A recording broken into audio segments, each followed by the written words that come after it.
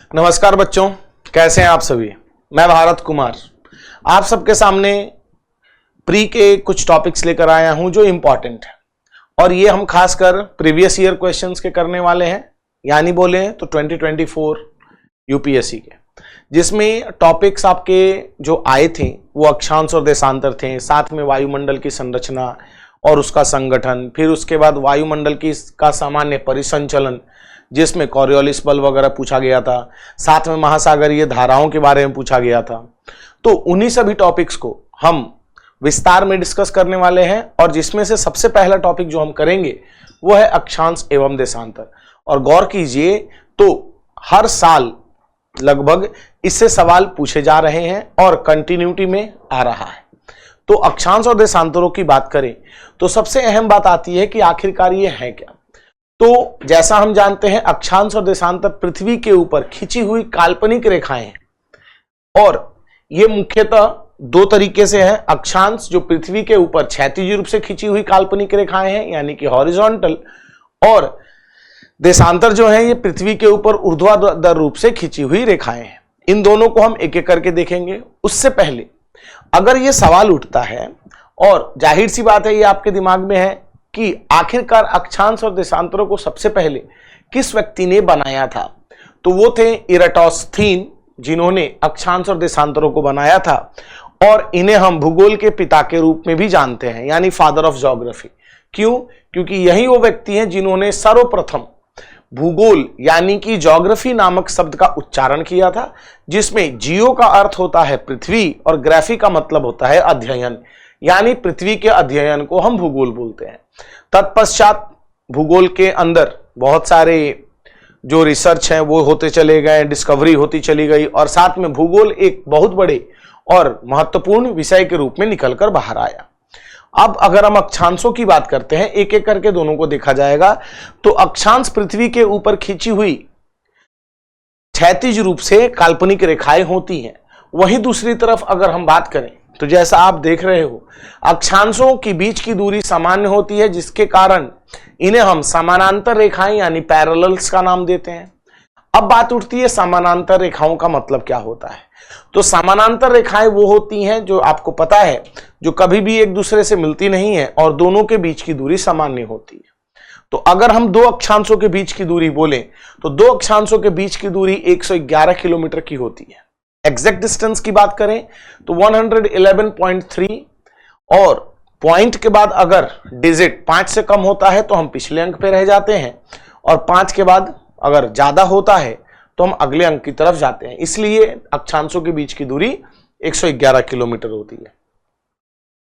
वहीं अगर हम बात करें इनके आकार की, तो साफ सुथरी भाषा में बोला जाए तो यह पृथ्वी के ऊपर बिठाई गई चूड़ियां हैं, रिंग्स हैं, जो हर एक दूसरे से अलग है, जिसके कारण अगर अक्षांशों के आकार की बात की जाती है तो अक्षांशों को बोला जाता है यह पूर्ण वृत्त होते हैं, यानी कि पूरे सर्कल होते हैं।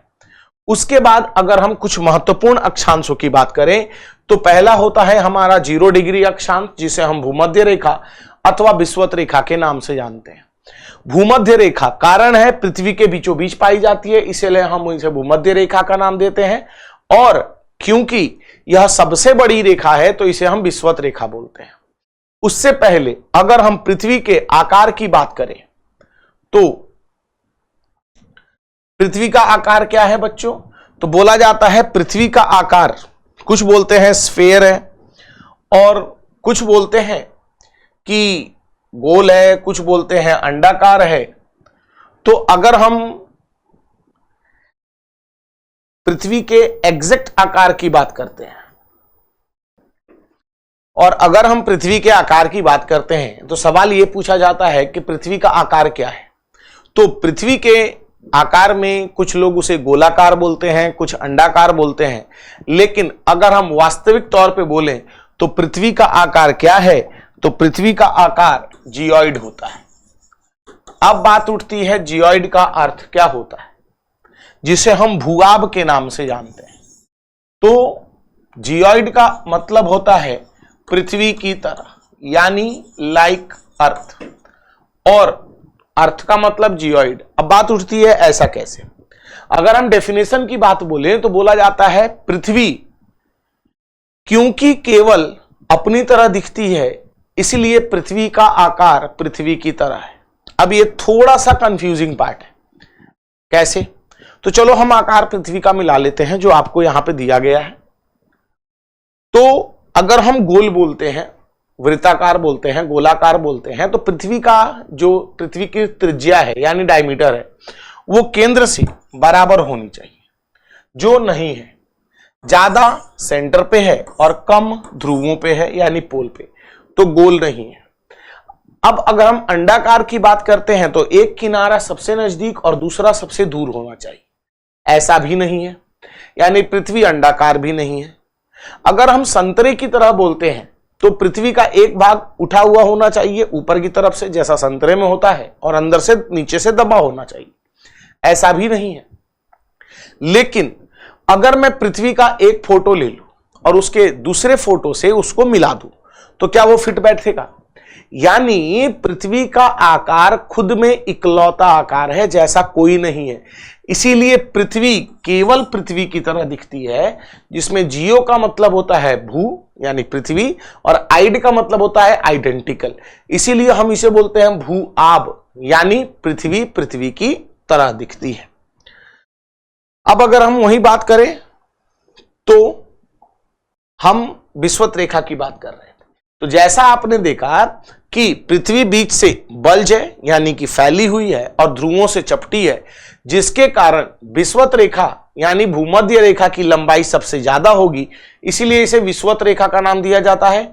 और ध्रुवों पे इसकी लंबाई कम होगी, यानी कि अक्षांशों की लंबाई हम अगर विषुवत रेखा से ध्रुवों की तरफ बढ़ते हैं तो घटती हुई चली जाती है, और ध्रुवों से विषुवत रेखा की तरफ आते हैं तो बढ़ती हुई चली जाती है। वहीं 0 डिग्री को जैसा कि हम भूमध्य रेखा बोलते हैं, 90 डिग्री को हम ध्रुवों के नाम से जानते हैं। अब आपके दिल में यह सवाल उठता होगा कि आखिरकार अगर ये काल्पनिक रेखाएं हैं तो किसी संदर्भ में तो इन्हें हमने बनाया होगा। तो हां, जिस संदर्भ में बनाया है उसे हम थोड़ी देर बाद देखेंगे कि आखिरकार हमने किस बिंदु को पृथ्वी पे एक पॉइंट माना है जहां से हमने अक्षांशों को बनाया है, उसे हम देखेंगे। उससे पहले अगर हम अक्षांशों की बात करें तो कुल अक्षांशों की बात आती है।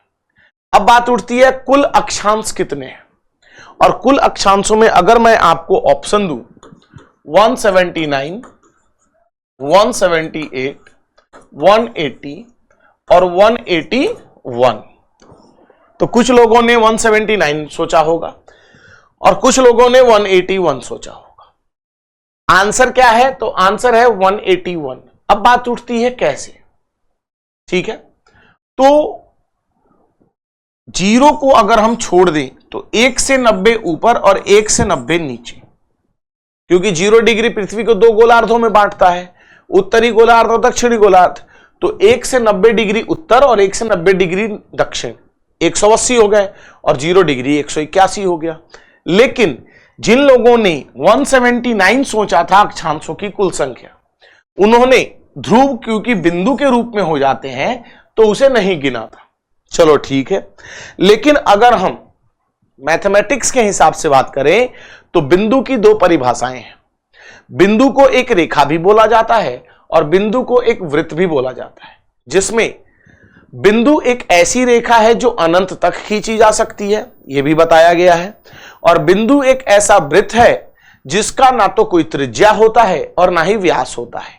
यानी टेक्निकली पॉइंट एक लाइन भी है और एक सर्कल भी है, इसीलिए काउंट होगा 90 नॉर्थ और 90 साउथ दोनों। लेकिन अब सवाल पूछने का तरीका बदल जाएगा, और वो क्या?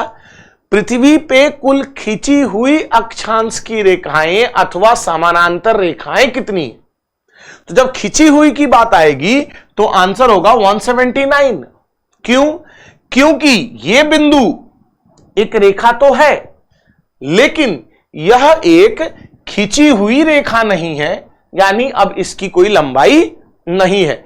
इसीलिए कुल खींची हुई अक्षांश की रेखाएं 179 और कुल अक्षांश 181 होते हैं। उसके पश्चात हम आगे की तरफ बढ़ते हैं तो सबसे छोटा अक्षांश 90 डिग्री और सबसे छोटा खिंचा हुआ अक्षांश 89 डिग्री होगा। वहीं सबसे बड़ा अक्षांश हमारा क्या होगा? 0 डिग्री होगा। उसके पश्चात अगर मैं आपको कुछ इवेंट्स की बात करता हूं और उससे पहले हम ये देखते हैं कि अक्षांशों को किस संदर्भ में बनाया गया है, तो सीधा बोलूं, अक्षांश पृथ्वी के केंद्र से पृथ्वी के बाहरी सतह पे स्थित स्थानों का कोणीय दूरी है, यानी कि एंगुलर डिस्टेंस है। जैसे कि अगर आप यहां देख सकते हो तो पृथ्वी के सेंटर से हमने 2 प्लेसेस लिए हैं, एक तरफ मुंबई लिया है और दूसरी तरफ कानकुन लिया है जो मैक्सिको में है। अब अगर इन दोनों प्लेसेस का हम एंगुलर डिस्टेंस देखें, यानी कि कोणीय दूरी देखें पृथ्वी के केंद्र से, तो यह 20 डिग्री का है। यानी इन दोनों को जब हम जोड़ देंगे तो वो जो रेखा खींची जाएगी उसी रेखा को हम 20 डिग्री अक्षांश का नाम देंगे। अगर वो उत्तरी भाग, ऊपर वाले भाग में है यानी उत्तरी गोलार्ध में, तो 20 डिग्री उत्तर बोला जाएगा, और अगर दक्षिण में होगा तो 20 डिग्री दक्षिण। और इसी संदर्भ में 1 डिग्री के अंतराल पे 0 से लेकर 90 तक अक्षांशों को खींचा गया है, उत्तरी गोलार्ध में और दक्षिणी गोलार्ध में। फिर आते हैं कुछ महत्वपूर्ण अक्षांशों की तरफ, जिसमें सबसे पहला अक्षांश होता है हमारा 0 डिग्री। फिर आता है 23.5 23.5 डिग्री उत्तर, जिसे हम कर्क रेखा यानी कि ट्रॉपिक ऑफ कैंसर के नाम से जानते हैं, और 23.5 डिग्री दक्षिण, जिसे हम मकर रेखा यानी ट्रॉपिक ऑफ कैप्रिकॉन के नाम से जानते हैं। यानी इस बिंदु पर खड़े होने के पश्चात जो कर्क राशि, जो कर्क कॉन्स्टलेशन है यानी तारामंडल है, वो हमें आसमान में दिखेगा, और 23.5 डिग्री दक्षिण से कैप्रिकॉन यानी कि मकर जो है वो हमें आसमान में दिखेगा। तत्पश्चात 66.5 डिग्री उत्तर को हम आर्कटिक सर्कल यानी कि आर्कटिक वृत्त के नाम से जानते हैं, और 66.5 डिग्री दक्षिण को हम एंटार्क्टिक वृत्त के नाम से जानते हैं। यानी 66.5 डिग्री उत्तर के पश्चात आर्कटिक शुरू और 66.5 डिग्री दक्षिण के पश्चात एंटार्क्टिक शुरू, जिसे हम ध्रुवीय क्षेत्र के नाम से जानते हैं। सर्कल क्यों बोला, वृत्त क्यों बोला? क्योंकि अक्षांशों का आकार पूरा वृत्त होता है, इसीलिए। उसके पश्चात हम आते हैं कुछ महत्वपूर्ण इवेंट्स की तरफ। उन इवेंट्स में 4 इवेंट्स होते हैं जो आप जानते हो। पहला होता है कर्क संक्रांति, जिसे हम समर सॉल्स्टिस के नाम से जानते हैं 21 जून को। फिर होता है मकर संक्रांति, जिसे हम विंटर सॉल्स्टिस बोलते हैं। फिर आता है हमारा 21 मार्च को वसंत विषुव, जिसे हम वर्नल या फिर स्प्रिंग इक्विनॉक्स के नाम से जानते हैं। और 23 सितंबर को हम ऑटोमनल या फिर शरद विषुव के नाम से जानते हैं, या पतझड़ विषुव। अब बात उठती है ये चारों हैं क्या और कैसे होते हैं, या इनका जो समय है ये 21 जून 22 दिसंबर ही क्यों है, तो आइए देखते हैं। फिर उसके बाद उसके कारण को भी देखा जाएगा। यहां अगर आप डायग्राम देखो तो डायग्राम के अंदर हमने इन चारों को दर्शाया है। हमारा सूर्य 21 जून को कर्क रेखा पे ऊर्ध्वाधर होता है, यानी कि लंबवत, वर्टिकल।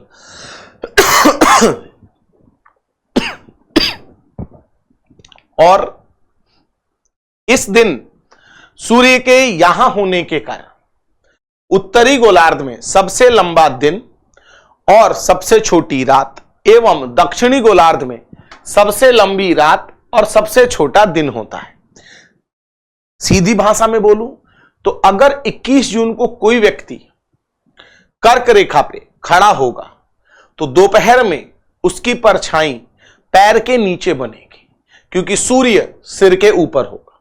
यानी इस दिन छाया नहीं बनेगी, जिसे जीरो शैडो डे यानी शून्य छाया दिवस के नाम से जानते हैं। अब यही सूर्य जब हस्तांतरण शुरू करेगा यानी कि माइग्रेशन शुरू करेगा, तो 22 दिसंबर को हमारा सूर्य जो है वो मकर रेखा पे लंबवत होगा। यानी इस दिन इस स्थान पे जो व्यक्ति होगा मकर रेखा पे, उसकी परछाई नहीं बनेगी, और इस कारण से उत्तरी गोलार्ध में सबसे लंबी रात और सबसे छोटा दिन, ध्यान रखना दोनों बातें, और दक्षिणी गोलार्ध में सबसे लंबा दिन और सबसे छोटी रात बनेगी, जिसे हम मकर संक्रांति यानी कि बोले तो विंटर सॉल्स्टिस के नाम से जानते हैं। अब यहां पे जब सूर्य 21 जून से 22 दिसंबर यानी कर्क रेखा से मकर रेखा की तरफ आने की कोशिश करेगा, तो जाहिर सी बात है कि वो एक बार भूमध्य रेखा से पार होगा, और जब 22 दिसंबर से 21 जून की तरफ चलेगा तो दोबारा भूमध्य रेखा से पार होगा। यानी अगर हम बोले तो साल में 2 दिन सूर्य भूमध्य रेखा पे ऊर्ध्वाधर होता है, यानी कि वर्टिकल होता है, यानी पृथ्वी के बीचों बीच।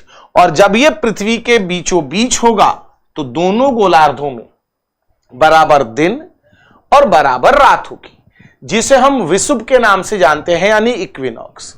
ये 2 दिन होते हैं, एक होता है 21 मार्च को और दूसरा होता है 23 सितंबर को। 21 मार्च को हम वसंत विषुव यानी वर्नल या स्प्रिंग इक्विनॉक्स बोलते हैं, और 23 सितंबर को हम शरद विषुव यानी ऑटोमनल इक्विनॉक्स का नाम देते हैं। अब ये तो हुआ, अब इससे संबंधित सवाल कैसे आएंगे, और ये आ भी चुके हैं।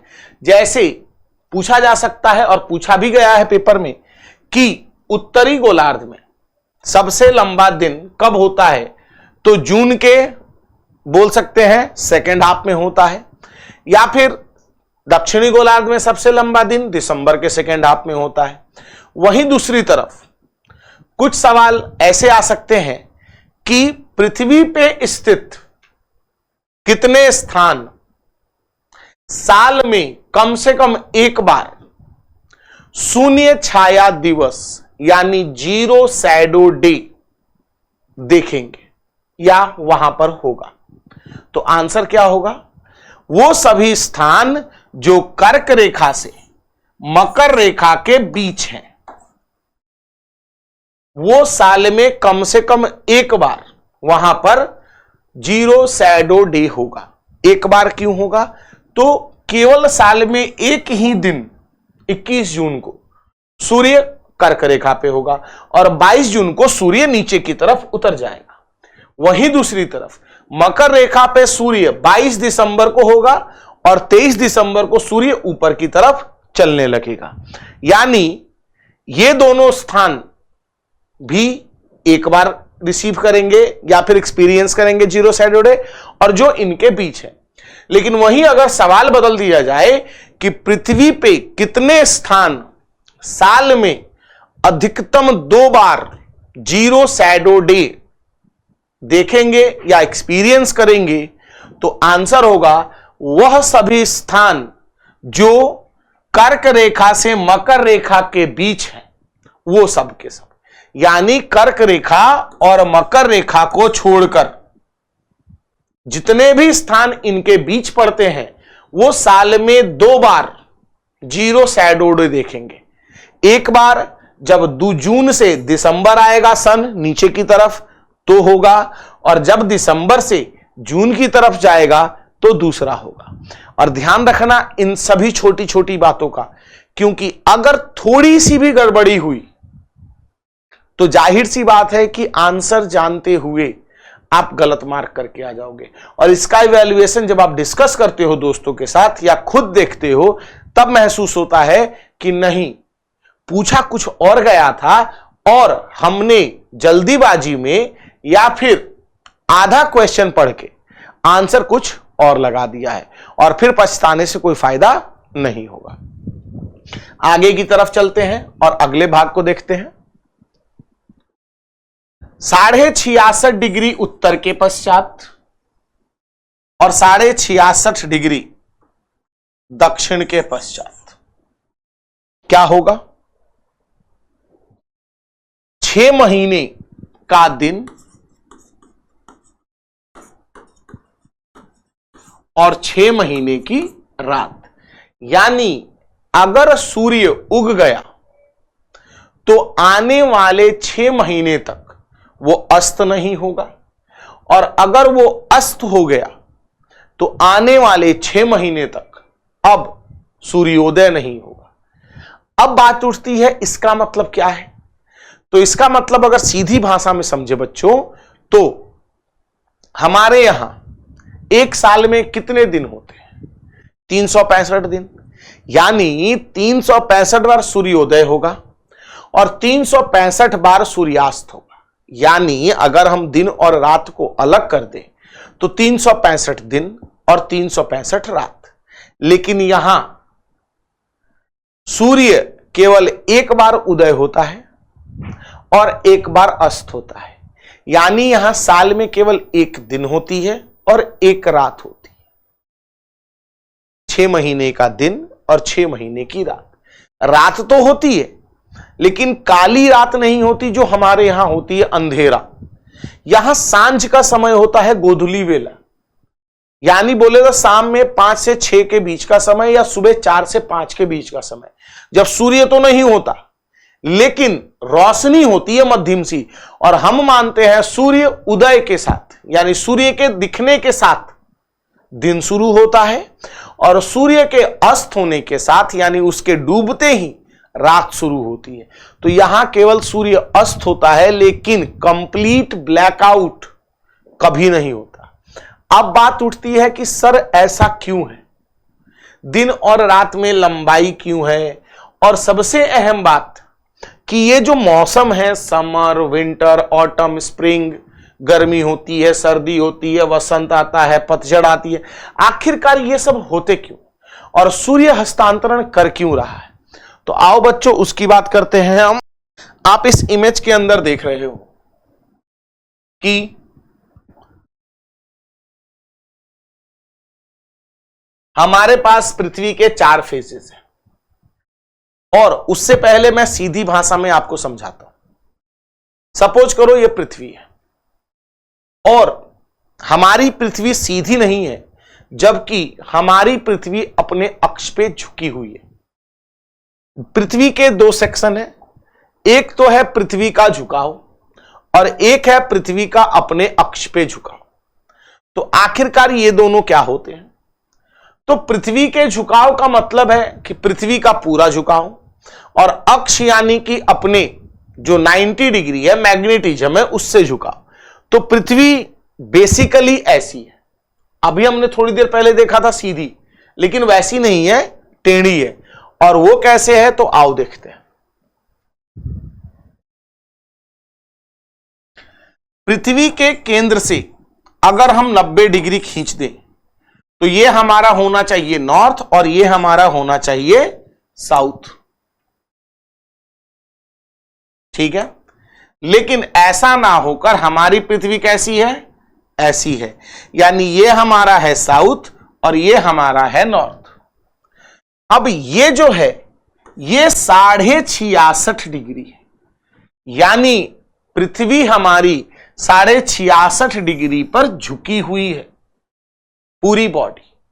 और 90 और 66.5 के बीच का जो एंगल है ये कितना है बच्चों? 23.5 डिग्री।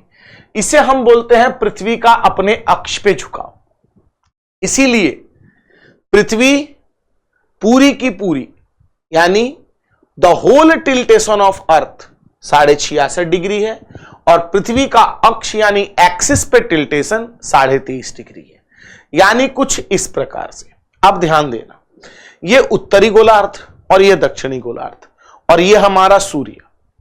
अब जाहिर सी बात है अगर इस पोजीशन पे पृथ्वी रहेगी तो एक भाग पृथ्वी का सूर्य के नजदीक होगा और दूसरा भाग दूर होगा। वर्तमान समय में पृथ्वी का उत्तरी भाग सूर्य की तरफ है, यानी जो भाग सूर्य के नजदीक होगा उधर गर्मी ज्यादा होगी और जो भाग सूर्य से दूर होगा उधर गर्मी कम होगी, यानी ग्रीष्म ऋतु और शीत ऋतु। अब पृथ्वी घूमकर यहां पहुंचेगी। अब दक्षिणी गोलार्ध सूर्य की तरफ है तो वहां गर्मी ज्यादा होगी और उत्तरी गोलार्ध पृथ्वी से सूर्य से दूर है तो वहां ठंड होगी। अब इस पोजीशन से इस पोजीशन तक आने में पृथ्वी एक बार यहां से गुजरेगी और एक बार यहां से गुजरेगी, यानी कि ट्रांजिशन फेज। और इसलिए पृथ्वी पे केवल 4 मौसम है बच्चों, समर, विंटर, ऑटम, स्प्रिंग, यानी ग्रीष्म, शीत ऋतु, शरद ऋतु और वसंत ऋतु। शरद ऋतु और वसंत ऋतु ये ट्रांजिशनल फेज है, गर्मी और सर्दी के बीच के। वास्तविक तौर पे तो केवल 2 ही मौसम है, गर्मी और सर्दी, यानी कि समर और विंटर। ऑटम और स्प्रिंग ये आने जाने के क्रम में होते हैं, और ये हमेशा ध्यान रखना, ये जस्ट अपोजिट चलते हैं।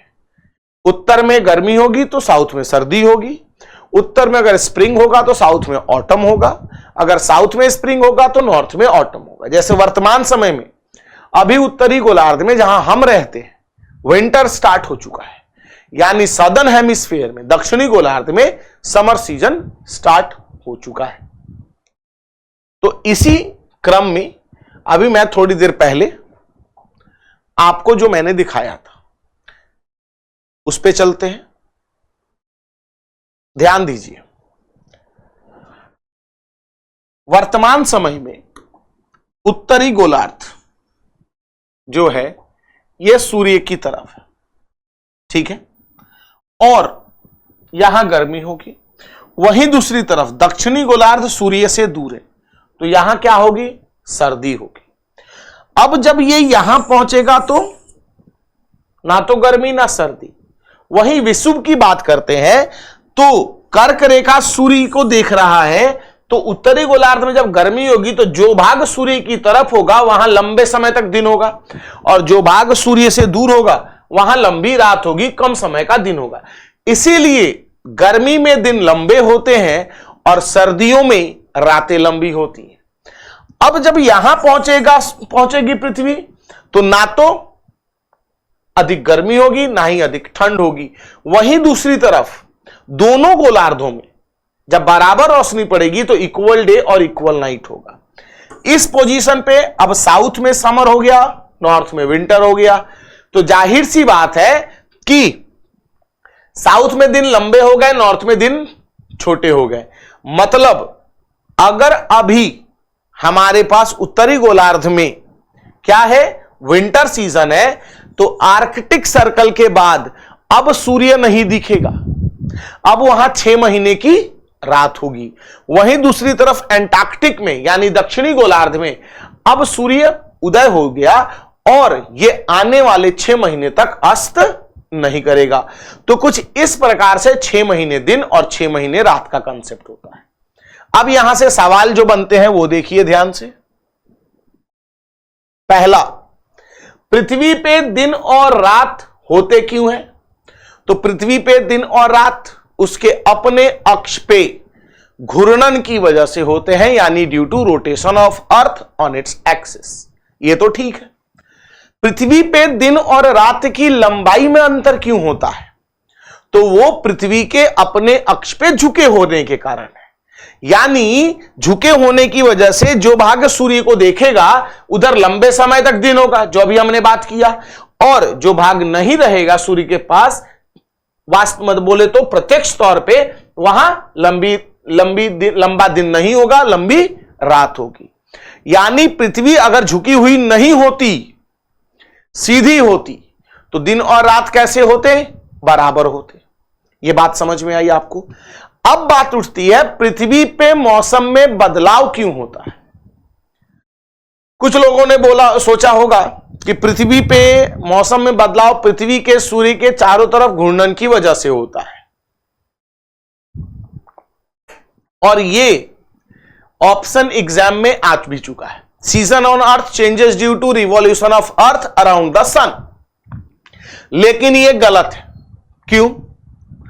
क्योंकि अगर केवल पृथ्वी के घूर्णन की वजह से मौसम बदलते तो फिर बात कुछ और होती। क्यों होती? तो क्योंकि पृथ्वी अगर झुकी हुई नहीं है, सीधी है, तो दिन और रात बराबर है, और दिन और रात बराबर है तो जाहिर सी बात है कि मौसम हो ही नहीं सकते। यानी पृथ्वी पे मौसम में बदलाव पृथ्वी के अपने अक्ष पे झुके होने के साथ सूर्य की परिक्रमा करने से होता है। यानी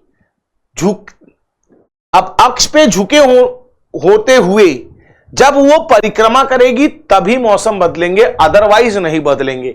यानी पृथ्वी झुकी हुई नहीं होती अपने अक्ष पर तो दिन और रात की लंबाई अलग अलग नहीं होती, बराबर होती। और मौसम भी चार नहीं होते। मौसम यानी साफ सुथरी भाषा में बोले मौसम पृथ्वी पे होते ही नहीं, केवल एक मौसम होता और वो होता गर्मी। क्यों? जैसे इक्वेटर पे है, आप देख लो 12 घंटे दिन 12 घंटे रात होती है, कोई मौसम नहीं है, केवल गर्मी है। यानी दिन में गर्मी होती और रात में तड़ित झंझावत यानी थंडर स्ट्रॉम होता, जो आप वर्षा के टॉपिक में आगे पढ़ते हो। इन्हीं बातों को यहां हमने लिख रखा है, जैसा गौर कीजिए। सूर्य का हस्तांतरण क्यों होता है? दिन और रात की लंबाई में अंतर का कारण क्या है? दिन और रात की लंबाई। पृथ्वी पे मौसम में बदलाव क्यों होते हैं? और इन सभी का आंसर क्या होगा बच्चों? तो पृथ्वी के अपने अक्ष पे झुके होने के साथ सूर्य के चारों तरफ परिक्रमा करने से बदलाव होता है। किसमें? मौसम में। और झुके होने के कारण दिन और रात की लंबाई में अंतर होता है। और यह है एक्सियल टिल्टेशन यानी पृथ्वी का अक्षीय झुकाव, और पृथ्वी का झुकाव जो 66.5 डिग्री है। अब पृथ्वी के अपने अक्ष पे झुके होने के साथ सूर्य की परिक्रमा करने से जब मौसम बदल रहे हैं तो यहां तापमान में भी बदलाव होगा। और क्योंकि पृथ्वी हमारी झुकी हुई है तो पृथ्वी पे सूर्य की किरणें एक जैसी नहीं आती। कुछ स्थानों पर सूर्य की किरणें लंबवत होती हैं, सीधी होती हैं, कुछ स्थानों पे ऑब्लिक होती हैं, और कुछ स्थानों पे क्षैतिज यानी कि हॉरिजॉन्टल होती हैं। और अलग अलग कोण से सूर्य की किरणें पृथ्वी पे आने के कारण पूरी पृथ्वी वैश्विक स्तर पे 5 विभिन्न तापमान पेटियों में बंट जाती है। और उन तापमान पेटियों की बात की जाए तो आइए देखते हैं। टॉरिड, टेम्परेट और फ्रिजिड, जिसे हम गर्म, शीतोष्ण और शीत तापमान पेटी के नाम से जानते हैं। ये बंटते कैसे हैं उन्हें थोड़ी देर में देखेंगे। उससे पहले अक्षांश के आधार पर हम पूरी पृथ्वी को बांटते हैं, जिसमें हमारे पास विषुवतरेखीय क्षेत्र यानी कि इक्वेटोरियल रीजन, ट्रॉपिकल क्षेत्र यानी उष्णकटिबंधीय, फिर उसके बाद आता है हमारा उपोष्णकटिबंधीय सब ट्रॉपिकल, फिर आता है एक्स्ट्रा ट्रॉपिकल यानी कि टेम्परेट जोन जिसे हम शीतोष्ण बोलते हैं, उपध्रुवीय जिसे हम सब पोलर बोलते हैं, और ध्रुवीय जिसे हम पोलर क्षेत्र का नाम देते हैं। यहां अक्षांश के साथ दिया गया है। ट्रॉपिक्स के बीच यानी कर्क रेखा से मकर रेखा के बीच का जो क्षेत्र है उसे हम उष्णकटिबंधीय क्षेत्र बोलते हैं, और वहीं 10 डिग्री उत्तर से 10 डिग्री दक्षिण के का जो क्षेत्र है उसे हम विषुवतरेखीय क्षेत्र के नाम से जानते हैं यानी कि इक्वेटोरियल रीजन। अब बात उठती है किसकी? तो टेम्परेट जोन, फ्रिजिड जोन और टॉरिड जोन यानी गर्म, शीतोष्ण और शीत तापमान पेटी कैसे बनते हैं। तो आइए इसे हम दिखाते हैं आपको। हम 2 का एग्जाम्पल लेते हैं। हमने 2 किरणों का एग्जाम्पल लिया है, एक ऊर्ध्वाधर किरणें यानी सीधी किरणें और दूसरी ऑब्लिक। हॉरिजॉन्टल यानी कि क्षैतिज किरणें जो होंगी वो जो हमारा सरफेस है, पृथ्वी की सतह है, उसके समानांतर चलेंगे। अब सवाल यह उठता है कि क्या सूर्य से आने वाली ऊर्जा पूरी पृथ्वी के लिए बराबर है? ध्यान से सुनना सवाल। सूर्य से आने वाली ऊर्जा, हमने किरणों की बात नहीं की है, ध्यान रखना। सूर्य से आने वाले किरणों का समय यानी दिन की लंबाई और रात की लंबाई, और उस किरणों से आने वाली ऊर्जा, दोनों में अंतर होता है। जरूरी नहीं है कि दिन अगर लंबा होगा तो आपको गर्मी लगेगी, और जरूरी नहीं है कि दिन अगर छोटा होगा तो आपको गर्मी नहीं लगेगी। जैसे अगर हम ध्रुवों की बात करें तो ध्रुवों पे तो 6 महीने दिन होता है, लेकिन क्या वहां गर्मी लगती है? नहीं लगती। लेकिन इक्वेटर पे तो 12 घंटे का दिन होता है, लेकिन गर्मी सबसे ज्यादा होती है। यानी दिन की लंबाई तापमान के लिए उत्तरदायी नहीं होती, जबकि किरणों का जो एंगल है वो उत्तरदायी होता है। इसीलिए, और अगर सूर्य से आने वाले ऊर्जा की बात की जाए तो सूर्य से आने वाली ऊर्जा हमेशा पूरी पृथ्वी के लिए बराबर है, जिसे हम सोलर कांस्टेंट यानी सौर्य सतत के नाम से जानते हैं। तो मान लिया कि सूर्य से आने वाली जो ऊर्जा है वो पूरी पृथ्वी के लिए बराबर है और वो 10 यूनिट है। अब देखो यहां बदलाव कैसे होता है। हम जानते हैं और हमने फिजिक्स में भी पढ़ रखा है कि सीधी किरणें जो हैं वो एरिया ऑक्यूपाई कम करती हैं और ऑब्लिक किरणें एरिया ऑक्यूपाई ज्यादा करती हैं।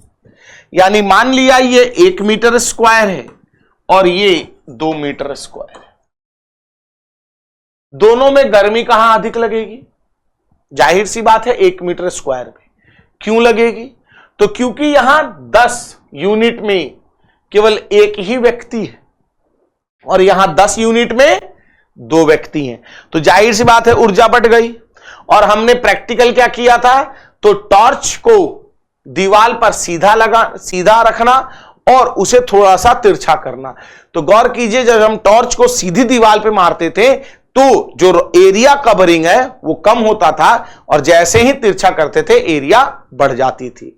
यानी सीधी किरणों में गर्मी ज्यादा लगेगी, ऑब्लिक किरणों में गर्मी बराबर, ना तो अधिक ना ही कम। और अगर यही किरणें अगर सीधी हो जाए, क्षैतिज हो जाए, तो गर्मी नहीं लगेगी, केवल रोशनी मिलेगी। इसीलिए सुबह का सूरज जो क्षितिज पे होता है और शाम का सूरज जो क्षितिज पे होता है वो केवल रोशनी देता है, गर्मी नहीं देता, तीखापन नहीं होता। क्यों नहीं होता? क्योंकि एरिया ज्यादा कवर करना है, एनर्जी डिस्ट्रीब्यूट हो जाती है, बढ़ जाती है, इसलिए गर्मी नहीं लगती। ये तो पहला कारण हुआ। दूसरा कारण, अगर हम मैथमेटिक्स के हिसाब से देखें तो मैथमेटिक्स ये बोलता है कि सबसे अहम बात, किन्हीं 2 बिंदुओं के बीच का जो सबसे छोटा डिस्टेंस होता है, सबसे छोटी दूरी होती है, वो लंबवत होती है। और जैसे जैसे हम डायगोनल होते चले जाते हैं वैसे वैसे दूरी बड़ी होती चली जाती है। यानी जो किरणें सीधी आ रही हैं पृथ्वी तक या पृथ्वी की सतह तक, उन्हें सबसे कम दूरी यानी केवल एक वायुमंडल की मोटाई को पार करना पड़ रहा है और उस वायुमंडल में मौजूद जलवाष्प, धूलकण, बादल, गैस, इन सबसे टकराना पड़ रहा है।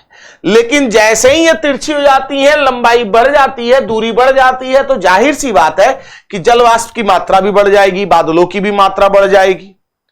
और सपोज करो ये एक वायुमंडल की दूरी में जो जलवाष्प है, बादल है, धूलकण है, उनसे जब ये ऊर्जा होकर गुजरेगी वायुमंडल से, तो कुछ या तो अवशोषित हो जाएंगे, एब्जॉर्ब हो जाएंगे, कुछ रिफ्लेक्ट हो जाएंगे, कुछ स्कैटर हो जाएंगे, यानी कुछ यूनिट एनर्जी का लॉस होगा। तो मान लिया 2 यूनिट एनर्जी का रास्ते में लॉस हो गया, अल्टीमेटली कितने पहुंचे? 8। अब ये डिस्टेंस डबल हो गया। डबल डिस्टेंस होने का मतलब है डबल बादल, डबल डस्ट कण, डबल वाटर वेपर, यानी डबल एनर्जी लॉस। तो 2 की बजाय 4 हो गया। तो कितने पहुंचे? 6 अंतर हुआ। और अगर मैं क्षैतिज किरणों की बात करूं, जो क्षितिज वाला सूर्य होता है, उन किरणों को लगभग 11 वायुमंडल के बराबर की दूरी तय करनी पड़ती है, यानी 11 गुना अधिक एनर्जी का लॉस। इसलिए सुबह और शाम में केवल हमें रोशनी मिलती है, उस रोशनी में आई हुई तपिश हमारे पास नहीं पहुंचती। और इसी कारण से ध्रुवीय क्षेत्रों में 6 महीने दिन होने के बावजूद वो जमा हुआ है, क्योंकि वहां केवल रोशनी है, गर्मी नहीं है। तो जाहिर सी बात है सीधी किरणें ज्यादा गर्मी देंगी, ऑब्लिक मीडियम और हॉरिजॉन्टल नहीं। तीसरी बात, परावर्तन की बात करते हैं। परावर्तन क्या बोलता है, यानी कि रिफ्लेक्शन, जिसे हम एंगल ऑफ इंसिडेंस के नाम से जानते हैं। एंगल ऑफ इंसिडेंस यह बोलता है कि सीधी किरणें रिफ्लेक्शन सबसे कम करती हैं, यानी परावर्तन सीधी किरणों में सबसे कम होता है और ऑब्लिक किरणों में सबसे ज्यादा होता है। इसीलिए सीधी किरणों में ऊर्जा ज्यादा मिलेगी।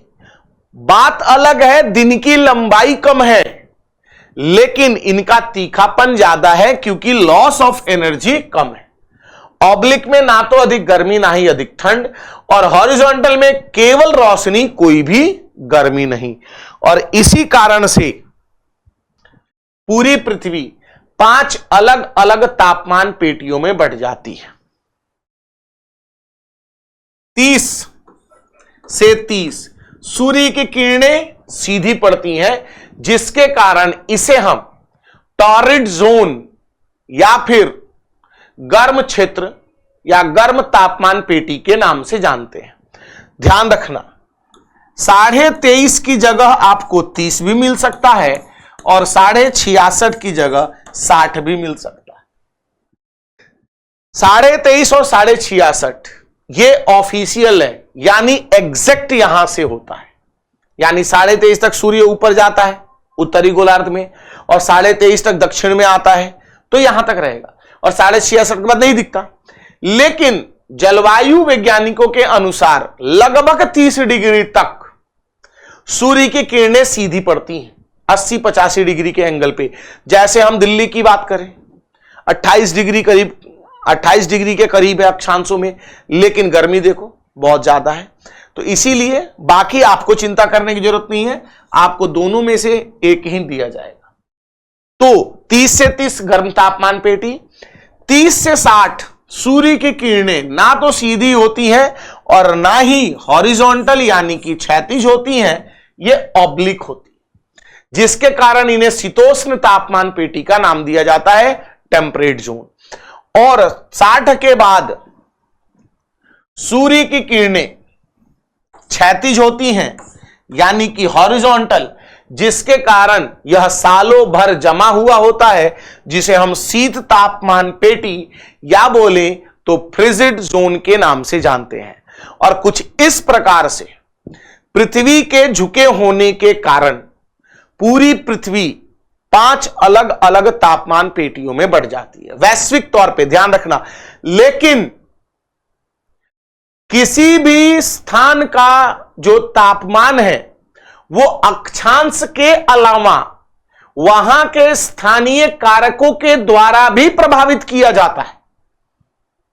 और जरूरी नहीं है कि कोई स्थान अगर गर्म तापमान पेटी में है तो वहां ठंड नहीं होगी, हो सकती है, क्योंकि स्थानीय तापमान को प्रभावित करने वाले कारकों में सबसे पहला तो अक्षांश आता है, लेकिन अक्षांश के ऊपर अगला कारक जो ओवरलैप कर जाता है वो है ऊंचाई यानी कि एल्टीट्यूड। फिर उसके बाद अगर एल्टीट्यूड नहीं हुआ तो समुद्र से दूरी, जिसे हम स्थल रुद्धता के नाम से जानते हैं या बोले कॉन्टिनेंटैलिटी बोलते हैं, स्थल समीर और समुद्र समीर, वो प्रभावित कर सकता है। या फिर वहां पे चलने वाली जो महासागरीय धाराएं हैं उनकी प्रवृत्ति उस स्थान के तापमान को बढ़ा सकती है या घटा सकती है, या वहां पे आने वाली प्रचलित हवाएं प्रिवेलिंग विंड्स वो भी कर सकती हैं। अब जैसे मैं आपको ऊंचाई का एक एग्जांपल देता हूं, इक्वेटर तापमान ज्यादा है, सालों भर गर्मी पड़ेगी, यानी यहां बर्फ नहीं पाई जानी चाहिए। लेकिन भूमध्य रेखा पे एक ऐसा स्थान है जो विषुवत रेखा पे होने के बावजूद और गर्म तापमान पेटी पर रहने के बावजूद वहां बर्फ पाई जाती है, और वो क्या है, तो माउंट किलिमंजारो अफ्रीका में, जो अफ्रीका की सबसे ऊंची चोटी है। कैसे? जब आप वायुमंडल पढ़ते हो तो वायुमंडल में एक बहुत ही महत्वपूर्ण बात बताई जाती है कि वायुमंडल की जो घनत्व है वो ऊंचाई के साथ घटने लगता है, और वायुमंडल में बढ़ती हुई ऊंचाई के साथ तापमान भी घटता है, जो प्रति 165 मीटर पे 1 डिग्री सेल्सियस और 6.5 डिग्री सेल्सियस प्रति किलोमीटर की दर से घटता है, जिसे सामान्य हार्स्य दर का नाम दिया जाता है या पर्यावरणीय हार्स्य दर बोला जाता है। यानी ऊंचाई बढ़ेगी, तापमान घटेगा। मतलब अगर हम इक्वेटर पे भी हैं, टॉरिड जोन में, और अगर हम पहाड़ों की तरफ बढ़ने लगते हैं तो वायुमंडल में ऊंचाई बढ़ेगी, तो जाहिर सी बात है तापमान में भी कमी आने लगेगी। और इसी कारण से विषुवत रेखा पर होने के बावजूद भी माउंट किलिमंजारो पे बर्फ पाई जाती है। और अगर हम इंडिया की भी बात करते हैं तो आइए देख लेते हैं। इंडिया गर्म तापमान पेटी में पड़ता है, हमारे यहां गर्मी बहुत ज्यादा होती है, लेकिन अगर आप गौर फरमाएं तो गर्मियों में हम कहां जाते हैं? पहाड़ों पर जाते हैं, हिमालय की तरफ भागते हैं। शिमला, कुल्लू, मनाली, मसूरी, औली, लेह, लद्दाख क्यों जाते हैं? तो क्योंकि हम गर्म तापमान पेटी में तो हैं, लेकिन अगर हम पहाड़ों की तरफ बढ़ते हैं यानी ऊंचाई पर जाते हैं तो तापमान घटने लगता है। यानी स्थानीय कारक ने वहां के तापमान को प्रभावित किया, जबकि अक्षांश के आधार पर तो वहां गर्मी होनी चाहिए। वहीं दूसरी तरफ अगर हम अक्षांश पे समुद्र से दूरी की बात करते हैं तो जो तटीय क्षेत्र है, जैसे मुंबई 16 डिग्री पे पड़ता है या 20 डिग्री पे, चेन्नई 8-10 डिग्री के आसपास पड़ता है, यानी गर्मी ज्यादा होनी चाहिए। लेकिन समुद्र से दूरी कम होने के कारण वहां जब दिन में तापमान ज्यादा होता है तो समुद्र से हवाएं चलती हैं, सागर से हवाएं आती हैं समुद्र समीर बनकर, और यानी सी ब्रीज, और वहां के तापमान को कम कर देती हैं। जिसके कारण गौर कीजिए तो तटीय क्षेत्रों का अधिकतम तापमान 30 से 35 डिग्री के बीच होता है और न्यूनतम तापमान 25 से 28 डिग्री के बीच होता है। ना तो अधिक गर्मी होती है, ना ही अधिक ठंड होती है। जबकि वो किस तापमान पेटी में है? गर्म तापमान पेटी में है। महासागरीय धाराओं की बात करते हैं तो यूरोप टेम्परेट जोन में है, यानी शीतोष्ण क्षेत्र में है, और यहां ठंड में तो बहुत ठंड पड़ती है, यानी यहां के समुद्र जम जाने चाहिए। लेकिन जब आप महासागरीय धाराएं पढ़ोगे तो यूरोप के पश्चिमी और उत्तरी तट पे 2 गर्म जल धाराएं चलती हैं, जो है नॉर्थ अटलांटिक ड्रिफ्ट यानी उत्तरी अटलांटिक अपवाह, और नॉर्वेजियन धारा जो गर्म जल धारा है। और ये क्या करती हैं? उस क्षेत्र के सागर का तापमान नॉर्मल कर देती हैं, जिसके कारण पश्चिमी और उत्तरी यूरोप के बंदरगाह सालों भर खुले होते हैं। या बोले तो जापान के पूर्वी तट से कुरोशियो धारा के कारण जापान का पूर्वी तट ठंड में खुला रहता है, लेकिन ठंडी ओयासियो धारा के कारण, जिसे बेरिंग जल धारा भी बोलते हैं, जापान का पश्चिमी तट ठंड में जम जाता है। यानी कि अक्षांश पे या पर्टिकुलर अक्षांश पे होने के बावजूद वहां के जो स्थानीय कारक हैं वहां के तापमान में बदलाव ला सकते हैं। तो कुछ इस प्रकार से इन सब का जो विस्तार में डिस्कशन है उसे हम वायुमंडल के सामान्य परिसंचलन वाले टॉपिक में करेंगे। और ये कुछ अक्षांशों की विशेषताएं थी। अक्षांशों के अनुसार पृथ्वी पे मौसम क्यों बदलते हैं, दिन और रात की लंबाई क्यों होती है, सूर्य हस्तांतरित क्यों होता है, और पृथ्वी की तापमान पेटियों का विवरण देखा गया। अब आने वाले नए क्लास में हम देशांतरों के बारे में पढ़ेंगे, देशांतरों की विशेषताएं पढ़ेंगे, और देशांतरों के आधार पे अंतरराष्ट्रीय समय रेखा और अंतरराष्ट्रीय तिथि रेखा के बारे में भी देखा जाएगा। जिससे सवाल अक्सर आता है कि लंदन में अगर इतना बज रहा है तो किसी देशांतर पे वर्तमान समय में क्या समय हो रहा है, या इंडिया में इतना समय हो रहा है तो लंदन में कितना समय हो रहा होगा। इन सभी को हम आने वाले क्लास में डिस्कस करेंगे। तब तक बच्चों मिलते हैं। थैंक यू, धन्यवाद, हैव अ नाइस डे।